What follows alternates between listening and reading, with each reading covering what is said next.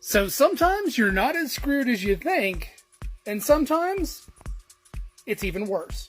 So obviously, when I'm dealing with guys who are new to flatheads, when they first start tearing apart their engine for the first time, they're gonna start seeing things that they definitely don't want to see. But a lot of times those things are not necessarily as bad as they think they are in the very beginning. But that said, sometimes they're a whole lot worse. Now, I've stressed this in multiple videos, but honestly, do not buy a flathead that does not turn. If it's a seized motor, just let it be, walk away. There are other fish in the sea. Do not do this to yourself, because when you pull those heads off, this is likely what you are going to find, and it is going to be an absolute machining nightmare to get that engine to a point where you can even start building it. Now, this one comes up quite a bit, and this one is what we refer to as a factory crack.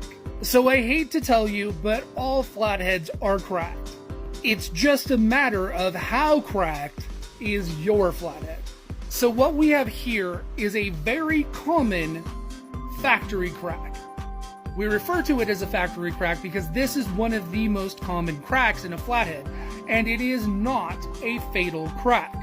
This crack runs between a water jacket and a stud. So basically any of these holes here where water is fed to the head, you will get cracks. Here, let me get to, let's say, yeah, see, you can actually see this one has one right there.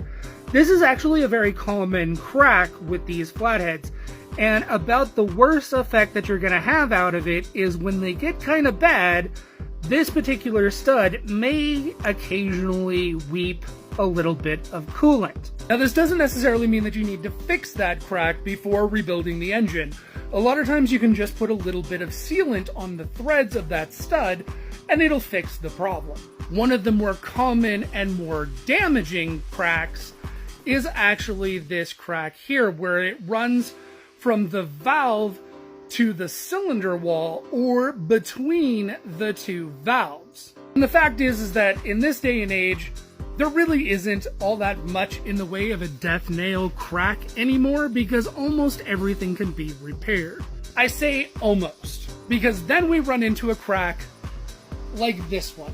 So this little beauty can sometimes appear as a spiderweb crack or a single crack like this. This is a freeze crack, which means that it is the tip of the iceberg in the amount of damage that has been caused when this block froze. This block is a boat anchor.